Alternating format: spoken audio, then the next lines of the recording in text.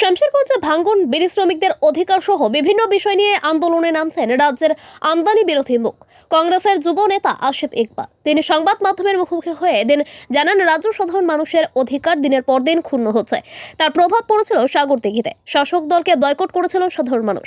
আদানিকে এ রাজ্যে জায়গা দেওয়া, পুলিশ প্রশাসন দিয়ে সাধারণ মানুষের প্রতিবাদকে স্থিমিত করা, বিড়ি শ্রমিকদের সরকারি সুযোগ সুবিধা থেকে বঞ্চিত রাখা সহ বিভিন্ন দাবি দাওয়া নিয়ে আন্দোলনে নামবেন তিনি বলে জানান এতে।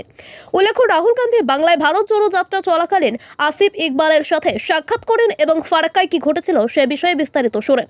আদানির বিরুদ্ধে লড়াই করতে গিয়ে আক্রান্ত হয়েছিলেন আসিফ ইকবাল, হাত ভেঙে দিয়েছিল পুলিশ। ওনার সাথে বিভিন্ন ইস্যু নিয়ে আলোচনা হয়েছে।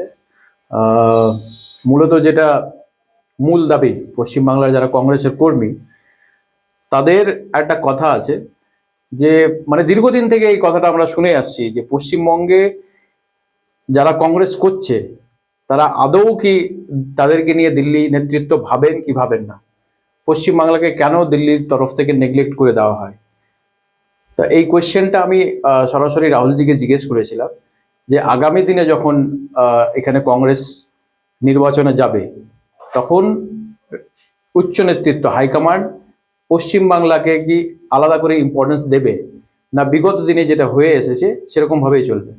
এবং তার তরফ থেকে আশ্বাস দেওয়া হয়েছে যে আগামী দিনে জাতীয় কংগ্রেস পুরো শক্তি দিয়ে এখানে লড়াই করবে এবং 24-এর পরপর 26 সেখানে আপনারা তার যে স্টেপ হবে, কংগ্রেসকে আরো শক্তিশালী করার জন্য যে পদক্ষেপ, সেটা আপনারা পদে পদে দেখতে পাবেন।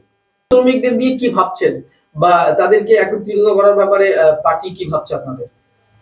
দেখুন, বিড়ি শ্রমিকদের নিয়ে আমরা আজকে নয় লাগাতার লড়াই করে যাচ্ছি, কিন্তু প্রবলেমটা হলো এই পশ্চিমবাংলায় মেন স্ট্রিম মিডিয়া আমাদের সেই লড়াইগুলোকে দেখায় না।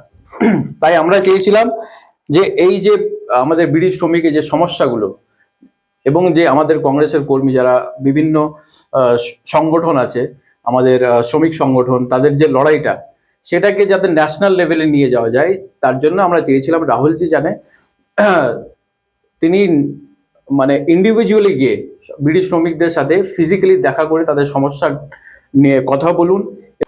এবং তিনি সেখানে গেছিলেন এবং বিভিন্ন শ্রমিকদের সাথে কথা বলেছেন, তাদের সমস্যাগুলো শুনেছেন এবং আপনারা দেখেছেন তিনি তার টুইটার হ্যান্ডেল থেকে, ফেসবুক হ্যান্ডেল থেকে, ফেসবুক পেজ থেকে, সমস্ত জায়গা থেকে সেই সমস্যাগুলো নিয়ে কথা বলেছেন। তখন একটু আগেই আমি বলছিলাম যে কুচবিহার থেকে যখন যাত্রাটা ঢুকেছে পশ্চিমবাংলায়, যেখানে আমরা মনে করি কংগ্রেস অনেকটাই উইক, সেইখানে ঢোকার পরে যেই হারে মানুষের ভিড় হয়েছিল সেটা দেখে মাননীয় মুখ্যমন্ত্রী ভয় পেয়েছেন। মুখ্যমন্ত্রী ভয় পেয়েছেন যে সংখ্যালঘু ভোট যেটা তিনি মনে করেন তার ভোট ব্যাংকের ব্যাকবোন, সেটা সরে যেতে পারে কংগ্রেসের দিকে। আপনি বুঝতেই পারছেন যে তার ইম্প্যাক্ট কতটা একটা যাত্রায় পড়েছে। এবং এইভাবে যদি হাইকমান্ড লাগাতার পশ্চিমবাংলায় কনসেন্ট্রেট করে তাহলে একটা ব্যাপক রেভলিউশন হতে পারে, যেটা আমরা তেলেঙ্গানায় দেখেছি। তাই আদানির যে কাজ সেটা আপনারা রীতিমতো আপনি আটকে দিলেন, যেন রথের চাকা জ্যাম করে দিলেন। এই অভিজ্ঞতাটা যদি একটু বলেন। দেখুন, ওখানকার মানুষ যেখানে এই ঘটনাটা, সেখানকার মানুষ লিচু চাষের উপরে নির্ভরশীল।